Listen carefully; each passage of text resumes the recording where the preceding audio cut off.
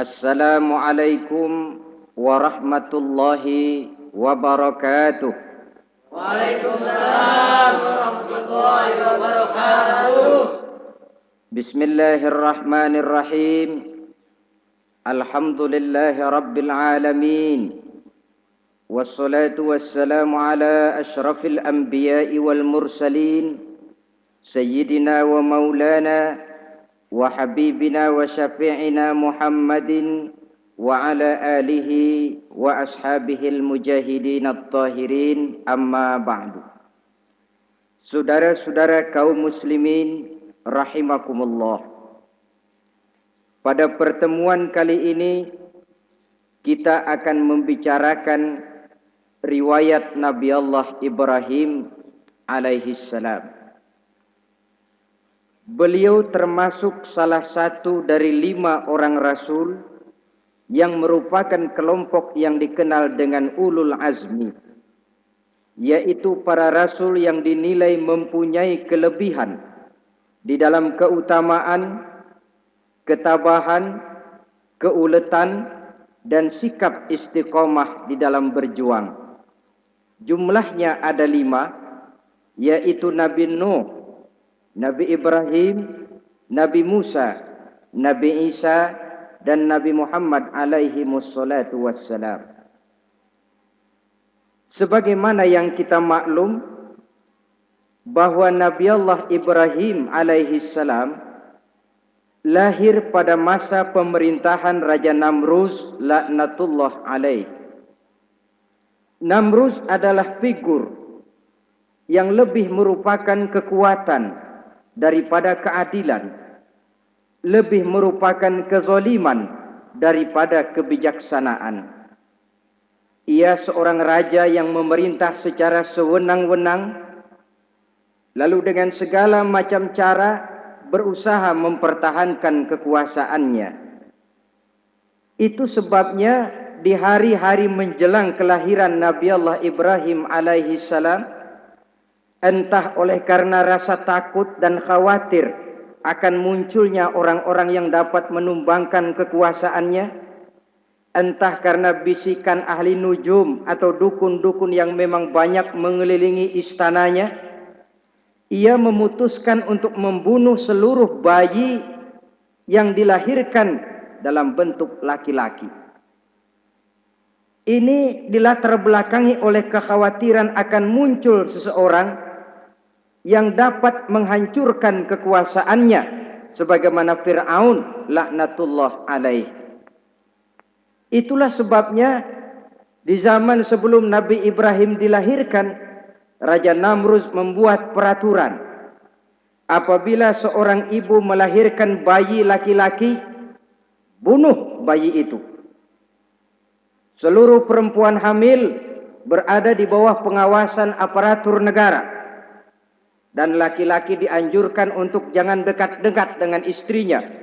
guna menghindari terjadinya proses kehamilan ini.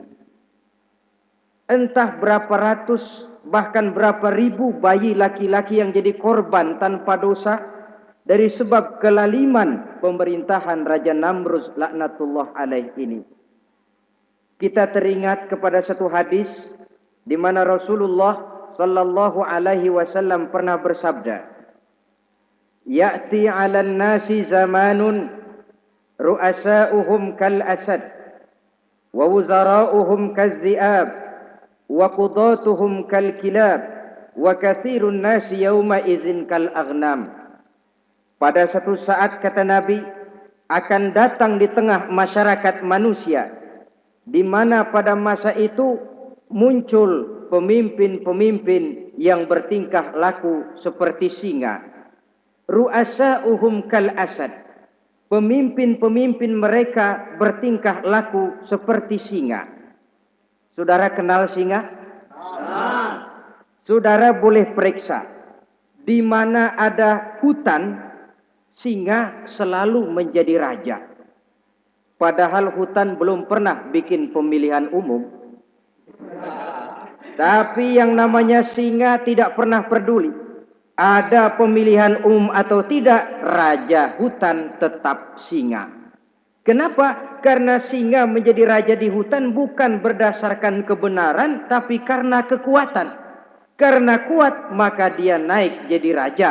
Soal benar atau tidak, soal lain.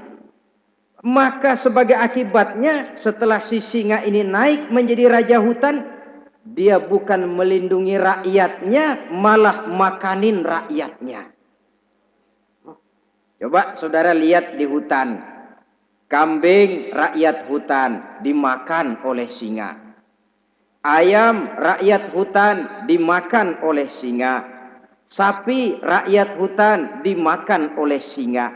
Inilah akibatnya karena singa naik berdasarkan kekuatan.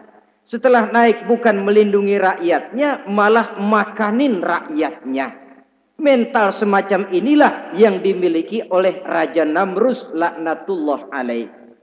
Cuma karena rasa ketakutan akan datang orang yang akan menumbangkan kekuasaannya, maka seluruh bayi laki-laki harus dibunuh tanpa dosa apapun. Itu akan datang di tengah masyarakat manusia, muncul pemimpin-pemimpin yang mentalnya seperti singa. Lah kalau yang jadi pemimpin sudah seperti singa, wa wuzara'uhum kazzi'ab. Yang jadi wazir, yang jadi menteri, kata Nabi, lagunya seperti serigala. Nyetel ini. Kalau sudah pemimpin seperti singa, yang jadi menteri seperti serigala. Apa serigala itu? Saudara tahu dalam dongeng anak-anak, serigala itu kan binatang yang paling licik. Untuk terang-terangan dia tidak berani karena tidak punya kekuatan seperti sang singa. Maka dia pakai ilmu kelicikannya. Serigala itu kalau ingin makan daging ayam, pakai bulu ayam. Kalau kepengen makan daging kambing, pakai bulu kambing. Pendeknya, serigala binatang yang menghalalkan segala macam cara asal tujuan tercapai. Itulah serigala. Lambang dari sifat kelicikan. Lempar batu, sembunyi tangan. Pengen makan daging ayam, pakai bulu ayam, nyaruh jadi ayam. Pengen makan daging kambing, pakai bulu kambing, nyaruh jadi kambing. Ini akibat dari yang pertama tadi. Pemimpin seperti singa, lalu menteri pun seperti serigala. Efeknya kemudian yang segera menyusul apa? Wa qudatuhum kal kilab. Kalau pemimpin sudah seperti singa, menteri sudah seperti serigala, wa qudatuhum kal kilab, akan muncullah para penegak hukum yang mentalnya seperti anjing. Innalillahi wa inna ilaihi raji'un. Penegak hukum yang mentalnya seperti anjing itu. Anjing, saudara lihat, anjing akan setia kepada siapa saja yang memberinya daging. Kalau dia disuruh jaga rumah, dia tidak bisa membedakan mana yang maling, mana yang tamu. Biar yang datang tamu kalau nggak bawa apa-apa pasti digonggong. Biar yang datang maling kalau bawa daging, anjing kalem. Pokoknya siapa yang memberi saya daging, itulah majikan saya. Apa kata majikan saya, itulah yang saya laksanakan. Maka hilang kebenaran hukum, hancur norma-norma keadilan.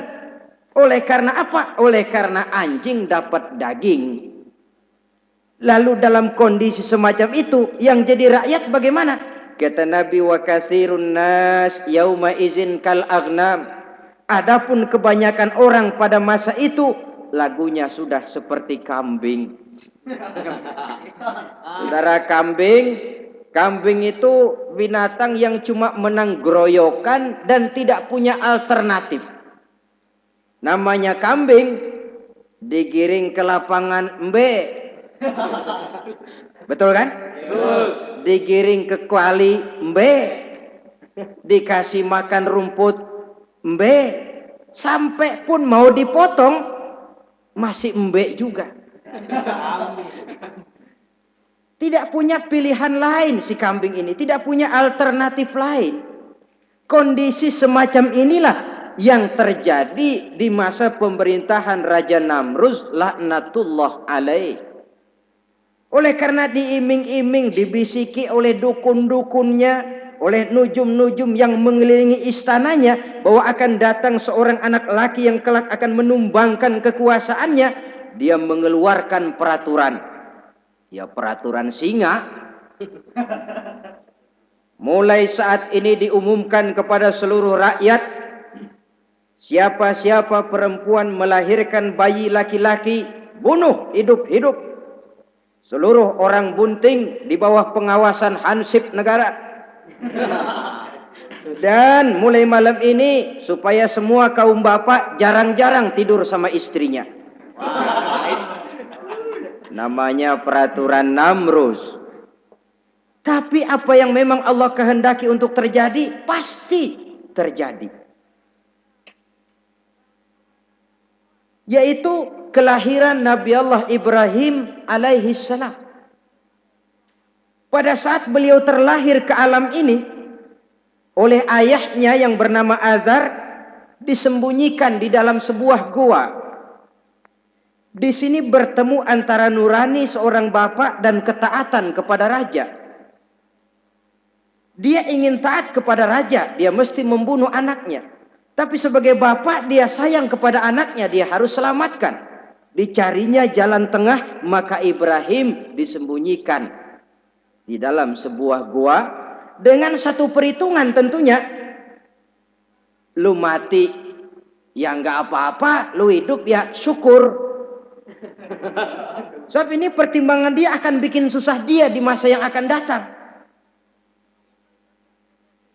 Coba anak bayi dalam kondisi apa adanya ditaruh di dalam gua, menurut perhitungan logika mati. Namun apa yang terjadi? Nabi Allah Ibrahim yang sejak masa bayi diletakkan di dalam gua dipelihara oleh Allah. Nah, kalau Allah yang sudah memelihara, orang mana yang sanggup mendatangkan bencana dan mudarat? Untuk melangsungkan kehidupannya, Nabi Ibrahim itu mengisap ibu jarinya. Dan konon menurut riwayat dari ibu jarinya itu keluarlah madu. Sehingga walaupun tidak didampingi oleh ayah dan ibunya, tinggal di dalam gua seorang diri, pertumbuhannya sebagai seorang bayi menjadi seorang anak, tumbuh dengan pesat sebagai lazimnya anak-anak yang lain. Dalam ilmu tauhid ini yang dinamakan irhas. Tanda-tanda yang diberikan kepada seseorang yang akan dipilih menjadi rasul pada saat dia masih anak-anak. Ini yang dinamakan irhas.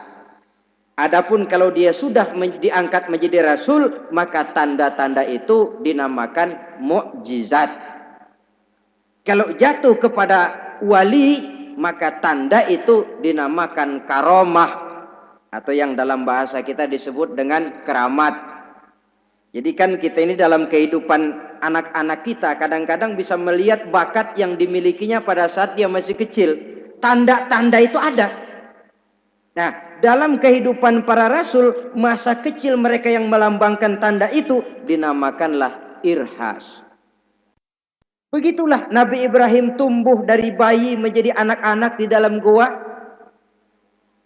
Dan ayah ibunya kadangkala menengok dia.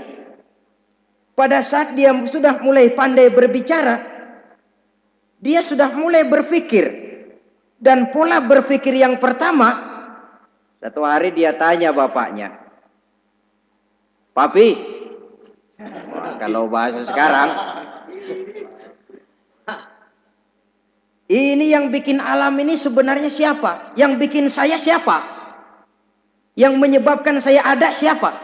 "Ya kami, ibu bapakmu," kata ayahnya. "Oh begitu." "Lalu yang bikin ibu bapak siapa?" "Ya nenekmu. Gara-gara dia saya ada, gara-gara saya kamu ada." "Lalu yang bikin kakek dan nenek siapa?" "Ya buyutmu." "Lalu yang bikin buyut siapa?" "Ya bapaknya buyut." "Yang bikin bapaknya buyut?" "Ya kakeknya buyut." Kalau gitu nggak pernah selesai dong. Tentu akan ada pencipta pertama. Siapa pencipta pertama itu? Bapaknya buntu. "Lu jangan usil dah. Temen-temen lu juga nggak pernah nanyain urusan kayak begini." "Saya nggak puas, Pak. Begini sekarang, saya mau tanya. Ini kaum kita nyembah apa?" "Nyembah berhala." "Lah yang bikin berhala itu siapa?" "Saya, bapakmu, Azhar." "Kaum kita menyembah berhala, yang bikin berhala bapak. Kenapa nggak nyembah bapak aja kok tanggung-tanggung?" Jawaban ayahnya tidak membuat ia jadi puas. Terus merenung siapa gerangan pencipta pertama, siapa gerangan yang patut disembah dengan sebenarnya, siapa gerangan pencipta alam semesta ini. Bila malam datang, dia melihat bintang gemintang bertabur menghias cakrawala. Dia berkata, "Ini yang patut dianggap Tuhan, tinggi, terang, benderang." Tapi manakala besok pagi bintang tenggelam, dia pun bilang, "La uhibbul afilin." Saya tidak suka kepada yang tenggelam. Masa Tuhan tenggelam? Ketika malam datang, bulan pun terbit. Nah, ini barangkali yang Tuhan. Ini lebih besar dari yang semalam. Tapi bila bulan pun terbenam, lagi-lagi dia bilang Tuhan tidak mungkin terbenam. Lalu bila matahari terbit, nah ini nggak salah lagi. Ini lebih gede dari yang dua-dua kemarin. Ini pasti Tuhan. Dan manakala matahari terbenam, dia pun berkata, Tuhan tidak akan pernah terbenam. Perjalanannya mencari Tuhan ini bisa saudara baca dalam surah Al-An'am ayat 6 sampai dengan ayat 79. Sampai Allah memberikan petunjuk kepadanya, mengangkatnya menjadi seorang rasul dan menyampaikan misi dakwahnya. Saudara-saudara kaum muslimin rahimakumullah. Dakwah yang pertama dilaksanakan tentu kepada bapaknya, kemudian kepada kaumnya. Secara psikologis ini kan makan hati. Coba kalau kita harus nasihatin orang lain yang tidak ada hubungannya dengan keluarga, barangkali biasa saja. Tapi nasihatin bapak sendiri, ini kan makan hati. Mau didiamkan saja batil dan sesat, mau diceramahin bapak sendiri. Tapi bapak tinggal bapak, kewajiban melaksanakan dakwah jalan terus. Ini berarti bahwa tugas amar ma'ruf dan nahi munkar memang tidak mengenal posisi. Begitulah saudara-saudara, sampai kepada satu hari Nabi Ibrahim melaksanakan dialog dengan kaumnya. Saudara-saudara, ma hadhihi tamasil allati antum laha akifun. Surah Al-Anbiya ayat 51. Saudara-saudara, berhala-berhala ini yang bapak saya yang buat, inikah yang selama ini tuan-tuan sembah? Kaumnya menjawab, qalu wajadna aba'ana laha abidin. Iya, sebab nenek moyang kami, nenek moyang kita juga dulu nyembah itu. Bagaimana nenek moyang kita, begitulah kita. Jawab Nabi Ibrahim, laqad kuntum wa aba'ukum fi dhalalim mubin. Sebenarnya kamu dan nenek moyangmu sama, borongan satu gerbong sesat.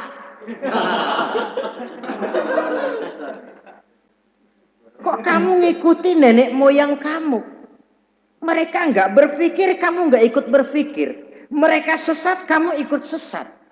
Kamu sudah hidup di satu zaman yang maju sekarang ini. Kenapa mau kembali ke zaman nenek moyang dulu? Menyembah berhala yang nyata-nyata tidak sanggup mendengar, tidak sanggup melihat, tidak sanggup memberikan manfaat dan mudarat.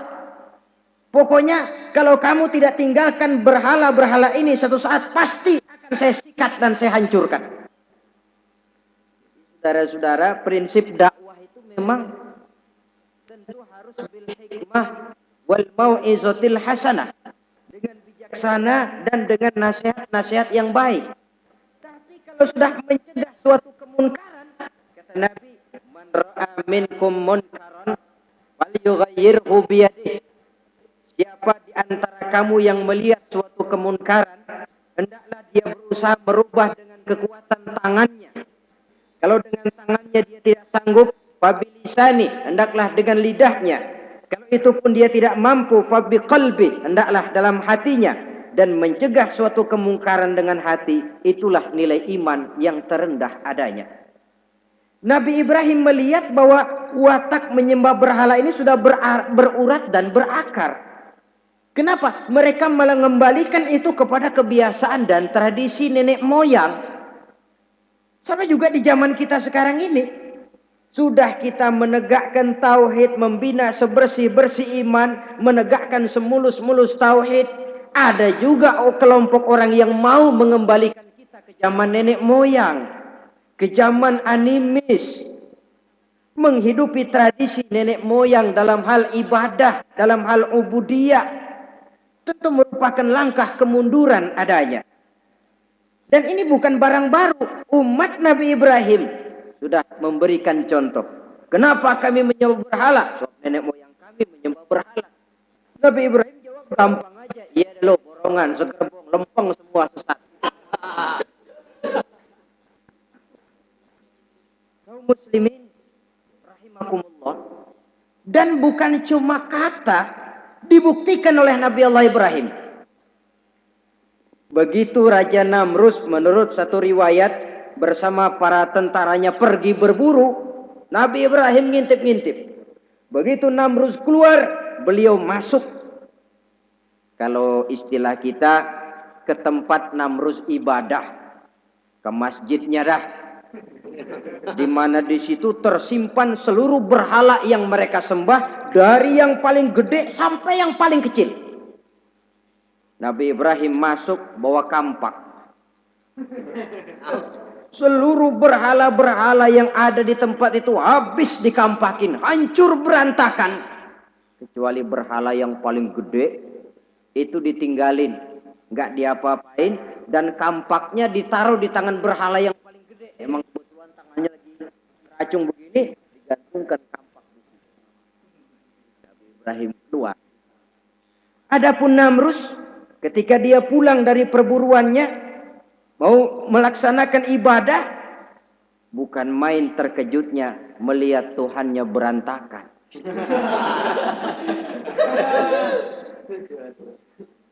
Waduh, ini celaka kerjaan siapa ini?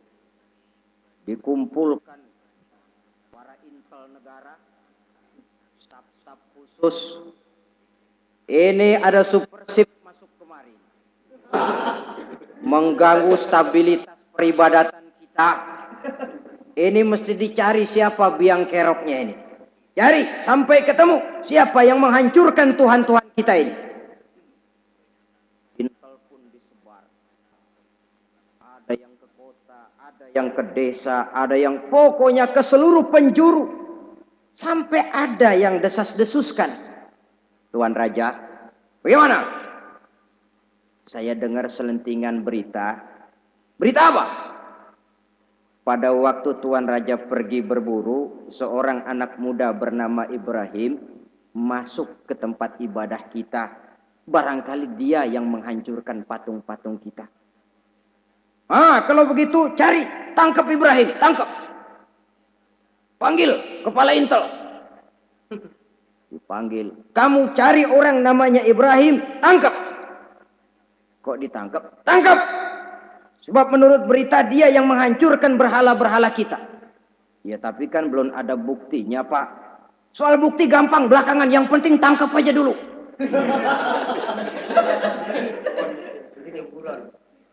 Ini supersif ini.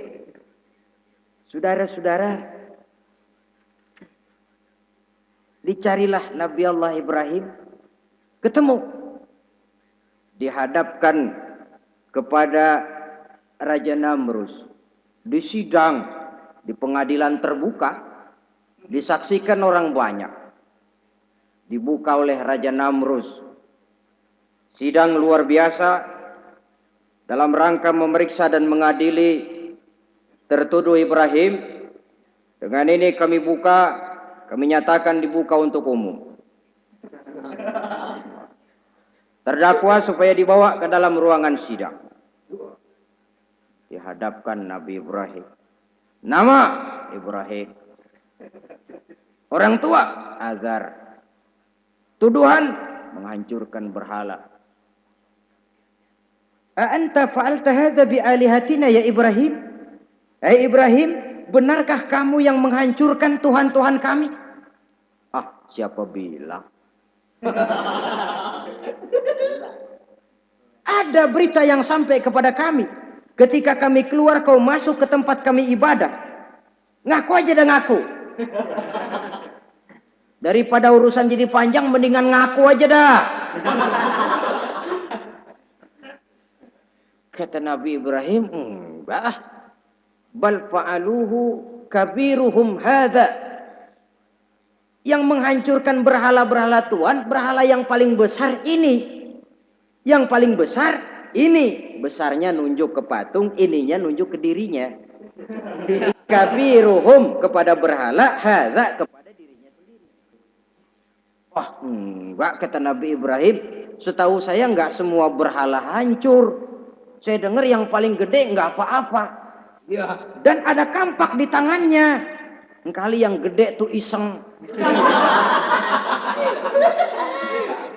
Jadi yang kecil-kecil ini dikampakin semua sama yang gede. Buktinya kampak masih ada di tangannya kok. Tanya aja dia. Kata Namrud, Ibrahim, kamu sudah gila apa? Kenapa? Masa saya disuruh nyembah berhala, disuruh nanya berhala? Jadi nggak bisa jawab dia, nggak bisa jawab. Lah kalau nggak bisa jawab, kenapa disembah? Yang gila saya apa sampean? Merasa tidak sanggup menghadapi argumentasi yang diajukan oleh Nabi Allah Ibrahim, Namrud kalap. Dalam kekalapannya itulah ia menjatuhkan vonis bahwa Nabi Allah Ibrahim dihukum bakar hidup-hidup. Pada hari yang ditentukan, dikumpulkanlah kayu bakar sebanyak-banyaknya, sehingga merupakan timbunan besar yang menyerupai sebuah bukit kecil. Apabila segalanya telah siap, kayu bakar itu pun disulut orang, dan api mulai menjilat ke sana kemari, makin lama makin besar, makin lama makin besar, sehingga tentara Namrud bingung. Ini Ibrahim bagaimana ngebakarnya? Kalau kita anterin ke api, kitanya ikut angus, dilemparin gak mungkin sampai. Lalu mereka menemukan akal, dibuat semacam lentingan busur panah. Kalau istilah kita di kampung kayak selepetan begitu. Sehingga Nabi Ibrahim dilemparkan dan tepat jatuh di tengah kobaran api yang menggunung. Namrus tentu saja memandang dengan perasaan puas. Segenap konco-konco dan antek-anteknya melihat dengan hati yang lega, dan semuanya merasa hancur sudah biang kerok yang selama ini menjadi racun dan duri dalam kehidupan kita. Tapi rupanya yang mereka mau lain dengan yang Allah mau. Ketika Nabi Allah Ibrahim hampir masuk ke tengah kobaran api yang menggunung itu, datanglah perintah Allah kepada api. Ya naru kuni bardan wa salaman ala Ibrahim. Hai api, dinginlah kamu, selamatkan Nabi Ibrahim. Api ini tunduk kepada perintah Allah. Ia pun dingin, sehingga Nabi Ibrahim di tengah kobaran api yang menggunung, seujung rambut pun tidak terbakar, malah kedinginan di tengah kobaran api. Lalu api ini dari besar, makin lama makin kecil, makin lama makin kecil, akhirnya padam. Yang ada tinggal tumpukan arang dan debu. Kata Namrus, mampus loh Ibrahim, rasain. Barangkali istilah kita nih, makan pencarian lo. Pakai bertingkah mencaci maki Tuhan kami, menghancurkan berhala-berhala. Sekarang rasakan hasil usahamu. Sorak-sorai pun kedengaran. Begitu lagi sorak-sorak dari tumpukan abu dan arang itu gerak-gerak. Kerusak. Kok ini ada arang bergerak-gerak? Rupanya dilihat-lihat, makin lama makin nyata, Nabi Ibrahim keluar dari tumpukan arang dalam keadaan utuh, tidak kurang satu apapun.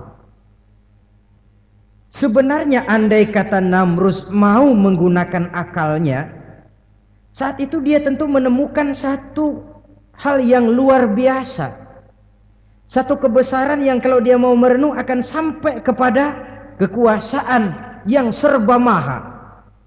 Tapi karena ketika itu hatinya sudah dipenuhi nafsu, ditutupi oleh kesombongan, dia buta terhadap kenyataan itu. Kaum muslimin rahimakumullah, akhirnya Nabi Allah Ibrahim ini diteror langsung oleh orang tuanya. Kata abahnya, araghibun anta an alihati ya Ibrahim.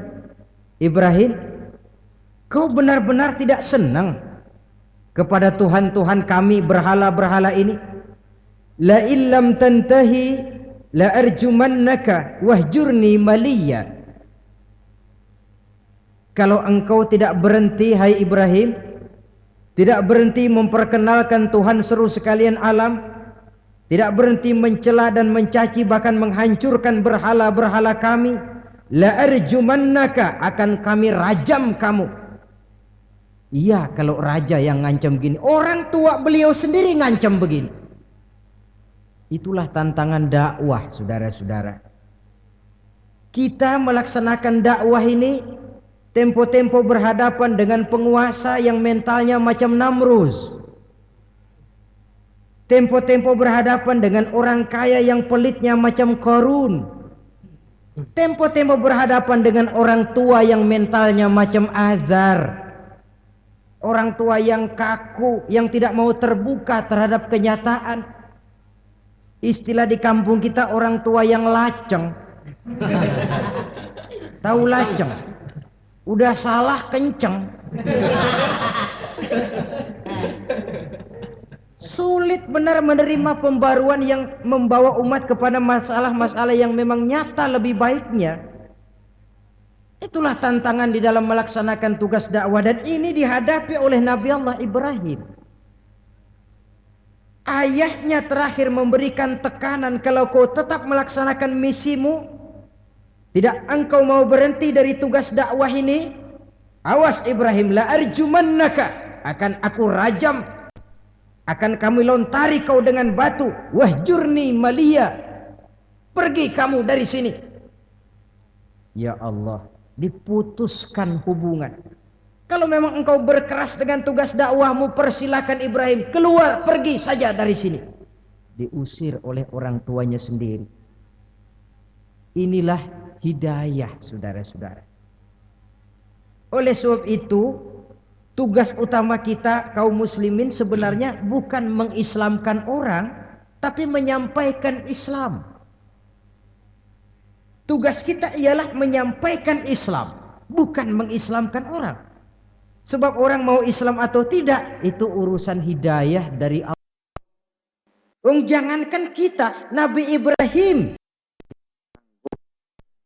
mentauhidkan ayahnya Azar.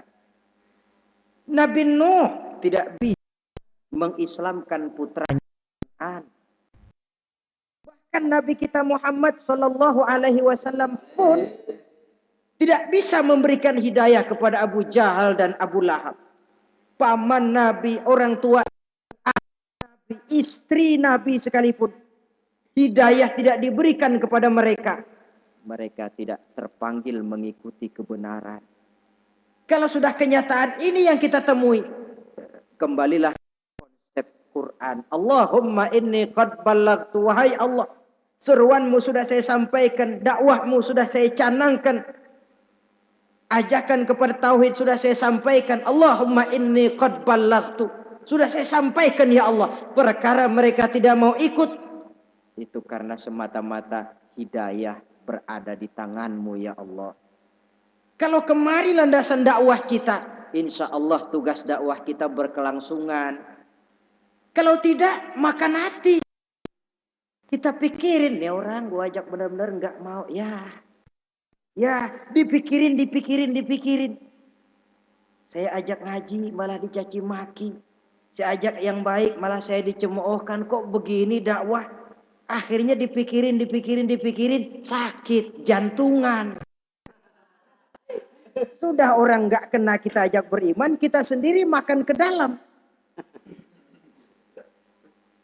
Itulah Quran meletakkan konsepsi dasar, sampaikan dakwah dengan baik, bil hikmah wal mau'izatil hasanah wajadilhum billah. Kalau ternyata metode sudah baik tapi orang tidak juga mau beriman, tanamkan Allahumma inni qad ballaghtu. Ya Allah, tugas saya cuma sekedar menyampaikan. Perkara mereka tidak mau, saya sudah menyampaikan ya Allah. Terserah hidayah. Kelapangan jiwa akan kita temui di sana. Entah berhadapan dengan masa yang punya mental kayak Namrus, bertingkah laku sewenang-wenang, aji mumpung, mentang-mentang kuasa lalu saenake dhewe. Menghitamkan yang putih, memutihkan yang hitam menurut seleranya saja. Entah berhadapan dengan orang kaya yang punya mental seperti itu, makin kaya makin, atau berhadapan dengan orang-orang tua yang punya tingkah laku seperti itu, diperlukan sikap dada untuk menyampaikan risalah Islam. Terhadap reaksi keras dari abahnya ini apa kata Nabi Ibrahim? Surah Maryam 47 menjelaskan, Salamun alaika sa'astaghfiru laka rabbi innahu kana bi hafiyya wa a'tazilukum wa ma ta'buduna min dunillah. Kalau memang begitu Abah, salamun alaika. Oke Abah, selamat jalan. Marilah kita tempuh jalan kita masing-masing. Saya memang anak bapak, tapi tauhid adalah prinsip. Saya ini prinsip.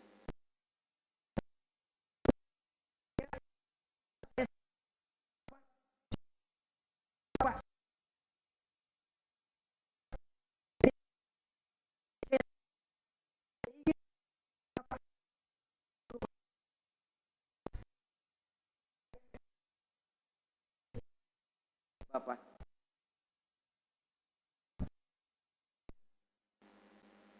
Astagfirullah. Saya akan memohon ampun kepada Allah untuk Bapak. Ampun. Jadi walaupun dalam Islam kita berbeda akidah dengan orang tua, tetapi kewajiban untuk berbakti tidak menjadi putus karenanya. Dalam surah Luqman dijelaskan, apabila kedua orang tuamu memaksamu untuk menyekutukan hati, tetapi sungguh pun demikian, wasahibhuma fid dunya ma'rufa, tetaplah engkau pergauli keduanya di ini secara baik. Toleransi yang besar ditunjukkan oleh Islam. Dan lebih besar lagi, Nabi Allah Ibrahim sungguh pun sudah mengusir saya, menolak mentah-mentah ajaran, tetap juga menyembah berhala, tetap bersekutu dengan setan. Saya akan memohon ampun kepada Allah untuk Bapak. Wa'tazilukum, saya akan menjauhkan diri dari apa yang Bapak sembah, dari apa yang kaum kita sembah selain daripada Allah. Bapak menyembah berhala, kaum kita ini menyembah berhala. Wa'tazilukum, saya akan menyingkir dari semua itu. Selamat jalan. Istilah kita goodbye my dear. Ini jalan yang membedakan saya dengan Abah. Jalan tauhid dan syirik. Kita harus berpisah. Walaupun dengan berat hati kita berpisah. Jadi keluarga dan akidah punya garis yang jelas. Umumnya, ya walaupun baik tapi memang harus ditingkatkan. Umumnya kita ini kan mayoritas merasa sebagai muslim karena kenapa kamu Islam? Bapak saya Islam, nenek saya Islam. Baiklah, itu pada mulanya memang harus begitu.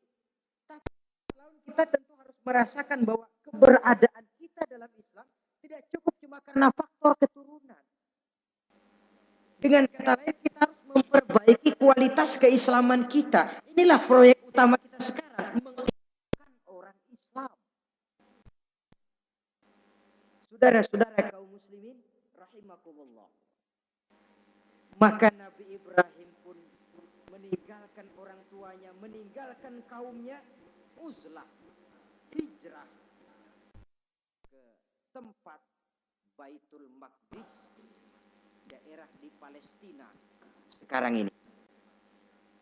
Sejarah kehidupan Rasulullah memiliki kemiripan. Rata-rata ditentang oleh kaumnya sendiri dan sebagian besar lalu hijrah. Itu barangkali memang resiko dari satu perjuangan. Nah, begitu tantangan yang dihadapinya dalam melaksanakan dakwah. Lalu cobaan-cobaan yang diberikan Allah kepada Nabi Ibrahim pun luar biasa. Pantas kalau beliau itu masuk ulul azmi dan mendapat titel Khalilullah. Nabi Ibrahim titelnya Khalilullah, orang yang mencintai dan dicintai Allah. Khalilullah. Ini terbukti dari cobaan-cobaan yang dihadapinya. Pertama, dari perkawinannya dengan Siti Hajar, dengan Siti Sarah maksud saya, beliau tidak dikaruniai seorang anak pun. Umur sudah lanjut. Padahal anak kita tahu pelanjut sejarah, penyambung cerita si buah hati belahan jantung. Sampai pada satu hari Hajar musyawarah. Kalau bahasa kita, Bang, bagaimana Hajar? Lama juga kita sudah berumah tangga kan Bang? Lalu, dan kita sejauh ini belum dikaruniai seorang anak pun. Ya sabarlah. Pada waktunya tentu akan ada juga. Tapi kapan lagi Bang? Usia kita sudah cukup lanjut. Maksud kamu bagaimana Hajar? Begini sajalah Bang. Bagaimana kalau abang kawin saja lagi? Ya Allah, punya istri macam begini. Menyuruh lakinya kawin lagi. Tapi dasar Nabi Allah Ibrahim. Enggak mau saya kan cinta sama Hajar. Iya, soal cinta saya tahu. Dan saya tidak meragukan cinta abang kepada saya. Cuma masalahnya saya nggak bisa memberikan keturunan bang. Bukan nggak bisa, belum. Sudahlah kawin saja lagi bang. Nggak mau nggak mau. Istrinya nyuruh kawin, lakinya ogah-ogahan. Sekarang kan enggak, istrinya ngelarang kawin, suaminya malah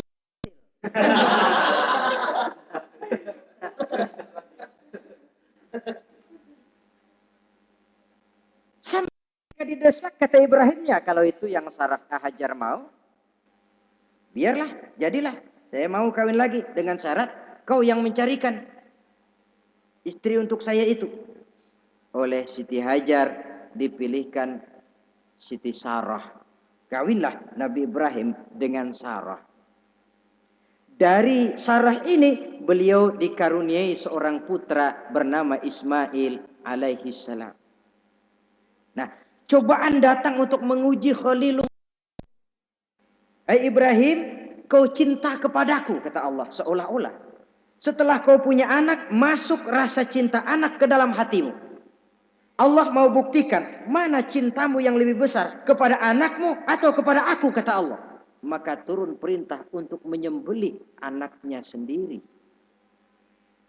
Satu riwayat menceritakan bahwa latar belakang perintah menyembelih anak ini sebenarnya gara-gara Nabi Ibrahim juga ketelepasan ngomong. Beliau pernah menyembelih 300 ekor onta dan 1000 ekor kambing.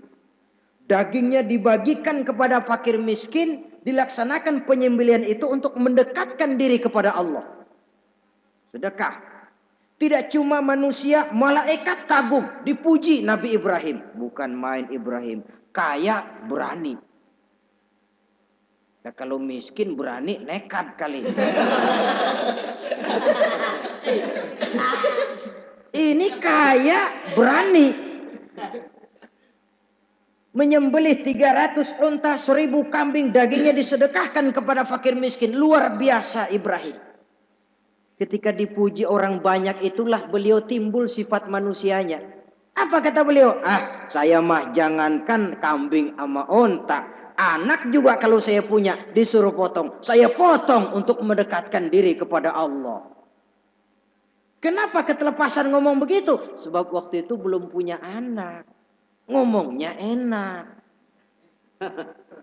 Sama juga kita, gue mah kalau punya motor siapa juga boncengin. Lagi belum punya.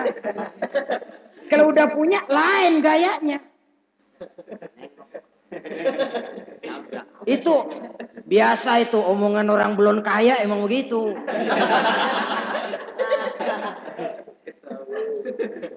Saudara-saudara, sehingga omongan yang beliau sudah lupa bertahun-tahun bahkan puluhan tahun ini. Begitulah ketika sudah punya anak Ismail, falamma balagha ma'ahu sa'ya, ketika Ismail sedang lucu-lucunya dalam tidurnya mimpi turun perintah, ya Ibrahim uffi binuzrika. Hai Ibrahim, bayar nazarmu. Nazar? Iya. Apa nazar? Dulu pernah ngomong apa, ingat enggak? Jangankan cuma kambing, onta, anak pun kalau punya disuruh potong, saya potong. Dianggap nazar. Bayar nazarmu, potong anakmu. Dipikirin siangnya, semalam itu benar-benar perintah Allah apa cuma ngimpi? Kalau ngimpi kok jelas amat. Kalau perintah Allah kok kelewatan amat. Pakai anak disuruh potong, emang gak ada yang lain apa? 3 berturut-turut mimpi sampai beliau yakin ini memang benar perintah Allah. Dan dilaksanakan. Dengan berat hati. Pagi-paginya bilang kepada Siti Sarah, Sarah, Ismail mandikan, berikan pakaian yang baik, saya mau bawa pergi dia. Kemana bang? Pokoknya mau saya bawa. Berangkatlah anak beranak ini. Menuju salah satu bukit di daerah Mina. Ketika duanya sudah mau berangkat, iblis sibuk bukan main. Ini cobaan loh ini. Orang kalau mau ibadah, Pak, iblis paling gatal. Segala macam cara mereka lakukan agar orang jangan ibadah. Ini Ibrahim mau membuktikan cintanya kepada Allah. Ya Allah, lihatlah. Walaupun saya sudah punya anak, cinta saya kepadamu lebih besar ya Allah. Walaupun perintah ini menyembelih leher anak sendiri, saya potong karena melaksanakan perintahmu. Iblis ribet. Mula-mula dia bisikin Nabi Ibrahim. Ibrahim, kau lihat anakmu di belakang itu. Kecil, lucu-lucunya. Masa anak begitu mau dipotong? Tega kamu Ibrahim. Ini perintah Allah. Gak ada urusan sama ente. Minggir. Kata iblis, waduh mantap juga nih. Kalau suaminya gagal, istrinya kali. Biasanya perempuan perasaannya lebih tinggi daripada pikirannya. Ini Siti Saroh barangkali. Kalau Siti Hajar barangkali. Kalau saya perdayai bisa terpedaya. Hajar, ya. Kamu tahu anakmu Ismail mau dibawa kemana? Saya tidak tahu. Mau dipotong oleh suamimu Ibrahim. Mau dipotong. Dipotong. Kok bisa begitu? Iya, katanya ini perintah Allah. Iblis. Kalau memang ini perintah Allah, jangankan cuma anak saya Ismail, saya juga ibunya mau ikut dipotong. Wah, kata iblis nih gilaan lagi dari laki. Saya kira karena perempuan bisa barangkali dilemahkan semangatnya, nyatanya tidak. Ismail nih masih kecil kali ini, gampang dikelecehin. Ismail, kau mau dipotong oleh ayahmu. Dipotong. Dipotong. Kok bisa begitu? Katanya perintah Allah. Kalau memang perintah Allah, saya siap. Iblis mau ngomong lagi, Nabi Ibrahim Ismail ngambil batu, disambitin iblis. Izhab ya la'in, pergi, laknat terkutuk kamu. Nyambitinnya itu sampai sekarang jadi ikutan dalam salah satu pelaksanaan ibadah haji yang disebut jumrah. Ngelontar. Itu simbol permusuhan abadi antara manusia dengan iblis. Jadi kalau ada orang mau berbuat baik, iblis itu datang dari 3 penjuru. Dari bapak, dari anak, dari istri. Kadang-kadang bapaknya nggak kena, istrinya dibujukin. Laki luno sok loyar mau nyumbang masjid. Jangan kasih duit, simpen aja baik-baik. Istri nggak kena, anak. Segala macam cara iblis berusaha. Baru sampai di bukit yang dituju, Nabi Ibrahim buka kartu. Ismail, Abah diperintah Allah menyembelih lehermu. Bagaimana? Kerjakan apa jangan? Kalau memang itu perintah Allah, kerjakan Abah. Insya Allah Abah akan menemukan saya termasuk orang sabar. Ini jawaban anak soleh. Coba kalau jawaban anak pinter nggak soleh, bukan begitu. Ismail, saya disuruh motong lehermu, bagaimana? Kenapa saya pak? Bapak aja yang tuaan potong.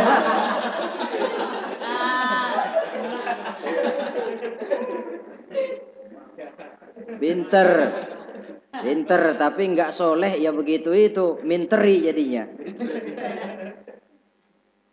Saudara-saudara, sampai Nabi Ismail diganti oleh Allah dengan seekor kambing kibas. Cobaan terhadap kecintaannya kepada Allah. Kau cinta aku, itu benar. Tapi setelah kau punya anak, rasa cinta anak masuk ke dalam hatimu. Mana lebih besar, cintamu kepada anakmu atau cintamu kepadaku, kata Allah. Terbukti cintanya kepada Allah lebih besar daripada cintanya kepada anaknya. Bukankah nilai cinta itu baru terasa nyata kalau sudah lewat cobaan, lewat pembuktian. Sehingga dengan demikian kata orang, biasanya cinta itu menuntut pengorbanan. Berani bercinta, berani berkorban. Jangan takut berkorban, nggak usah cinta-cintaan.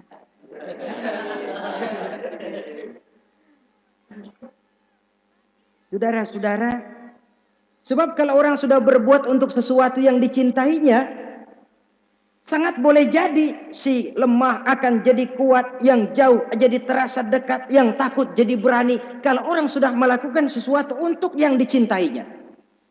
Seorang bapak karena cintanya kepada anaknya, dia rela pergi pagi pulang sore, peras keringat banting tulang supaya hari depan anaknya lebih baik daripada dia. Seorang suami yang cinta kepada istrinya, tidak soal dia kepanasan dan kehujanan. mencari yang sulit-sulit yang diinginkan oleh istrinya. Coba contoh paling dekat saja, kalau istrinya sedang mengidam, biar tengah malam buta minta mangga dan gak musim mangga, kerusak-kerusuk suaminya cari mangga. Cinta memang membuat yang jauh jadi terasa dekat. Lalu cobaan lain ketika turun perintah melaksanakan khitan. Umur beliau menurut riwayat Abi Daud sudah umur 80 tahun. Di zaman belum ada pisau cukur, silet, gunting, kulit sudah alot. Tapi ini perintah Allah, laksanakan, resiko belakangan. Nabi Ibrahim pandai memilah mana kepentingan pribadi, mana perintah Allah. Nah, perkara beliau nanti pindah ke Mekah, membangun Ka'bah sampai kepada hari tuanya, ini berkaitan dengan Nabi Allah Ismail, dan akan kita bicarakan pada pertemuan di mana kita nantinya akan membicarakan riwayat Nabi Ismail alaihi salam. Untuk riwayat Nabi Ibrahim, walaupun serba singkat, hingga ini sajalah dahulu, dan mudah-mudahan menjadi tamsil, ibarat dan contoh yang bisa kita jadikan pegangan di dalam kehidupan kita sehari-hari. Terima kasih banyak atas segala perhatian. Mohon maaf atas segala kekurangan. Usikum wa nafsi bitaqwallah. Wassalamualaikum warahmatullahi wabarakatuh. Waalaikumsalam warahmatullahi wabarakatuh.